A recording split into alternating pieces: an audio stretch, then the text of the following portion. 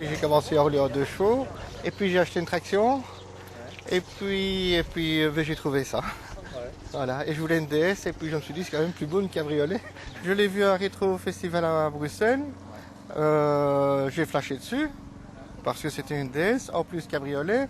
Ce qui m'a fait hésiter, c'est les phares, Pichon Para, parce qu'au début je n'avais jamais vu ça.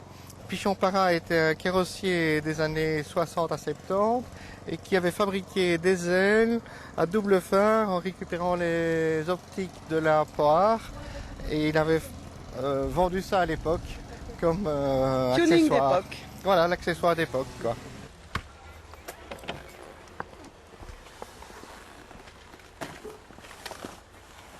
C'est une DS 21 à boîte semi-automatique. C'est la première année de sortie des DS 21, du moteur 21. Je l'ai acheté en France à la veuve du premier propriétaire. Je suis donc le second propriétaire. J'ai le carnet d'entretien depuis l'origine du véhicule, qui a donc 40 ans. Et elle est entièrement d'origine, il n'y a pas de transformation. On a les comparses qui vont arriver. Et en plus, ça se décope pas facilement. Une auto pareille. Ça me rappelle le DS de l'équipe Citroën France dirigée par René Cotton. J'en ai piloté pendant 2 ans une série. Mais ça c'est le grand luxe, hein.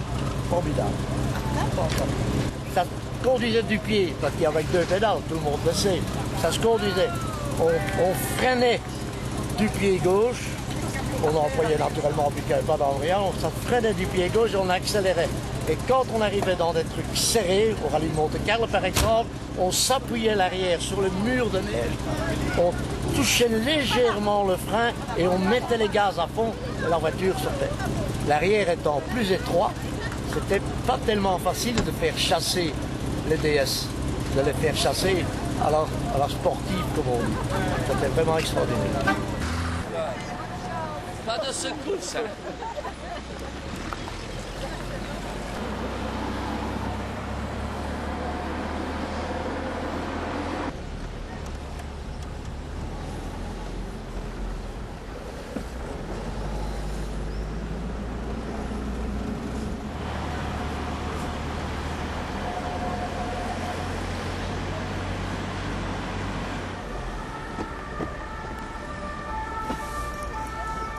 On va repasser par l'eau.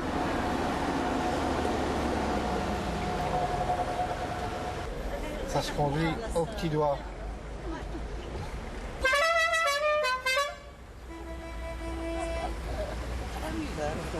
Gamin.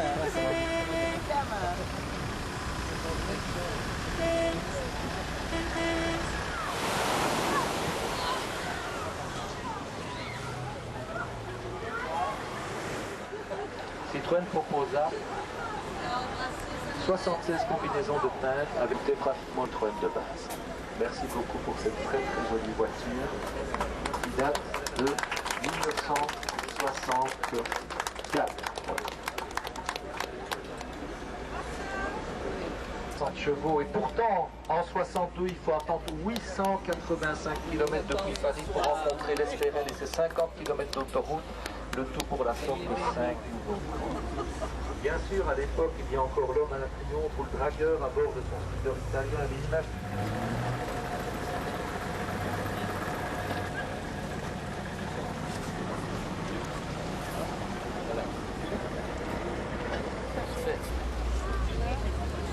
C'est bon.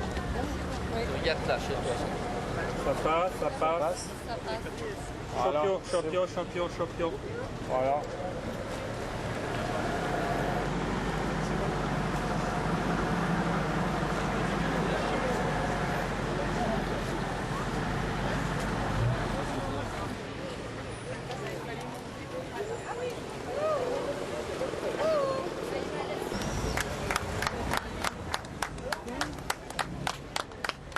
Dès le milieu des années 50, Flaminio Bertoni, le styliste de la DS, esquisse sur papier de nombreux projets. Il propose en 58 un cabriolet sur base de DS-19 qui sera baptisé Croisette.